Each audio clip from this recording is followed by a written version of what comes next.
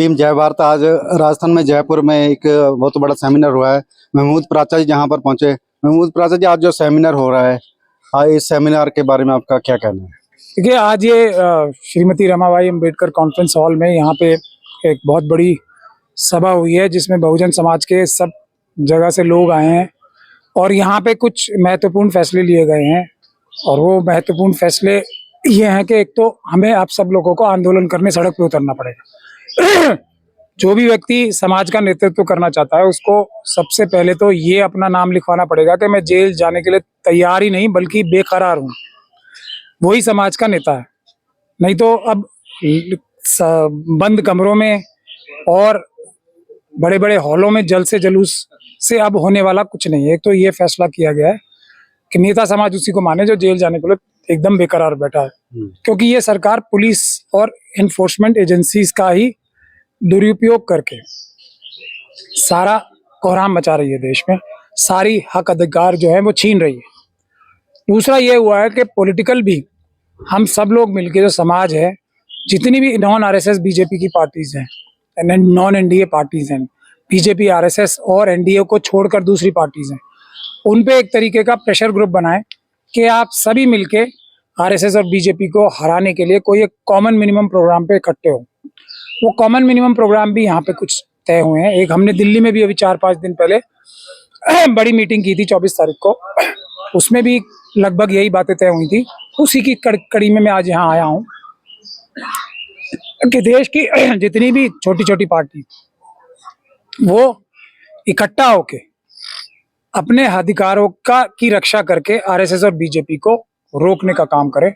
सिर्फ आरएसएस और बीजेपी को रोकने के लिए ही नी जर्क रिएक्शन से या स्वाभाविक तौर पे किसी एक पार्टी को वोट देना उचित नहीं है। हम बेस्ट स्ट्रेटेजी तभी होगी जब हम अच्छे से प्लान करके बीजेपी को भी हराएं और अपने हक अधिकारों की रक्षा भी साथ के साथ करें।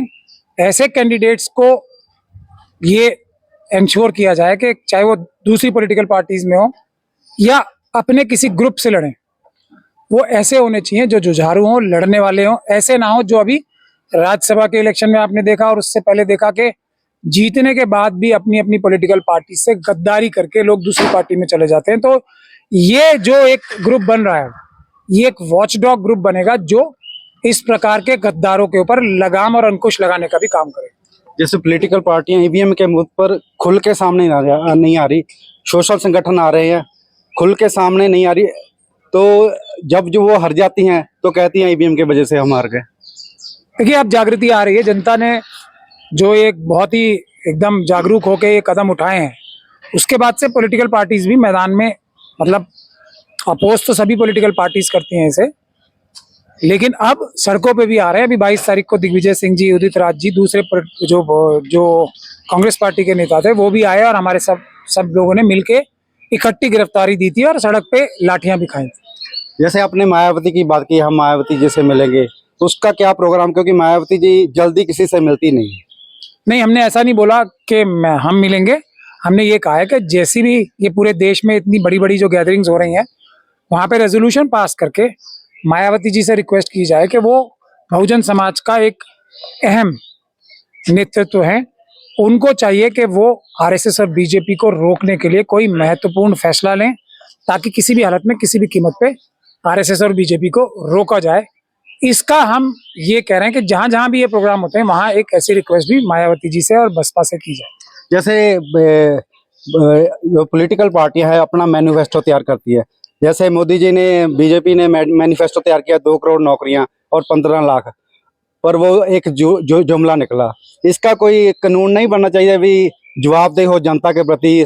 पार्टियां भी जब वो सत्ता में आए तो वो जो मैनिफेस्टो है इन बिन 100% लागू होना चाहिए। ये संविधान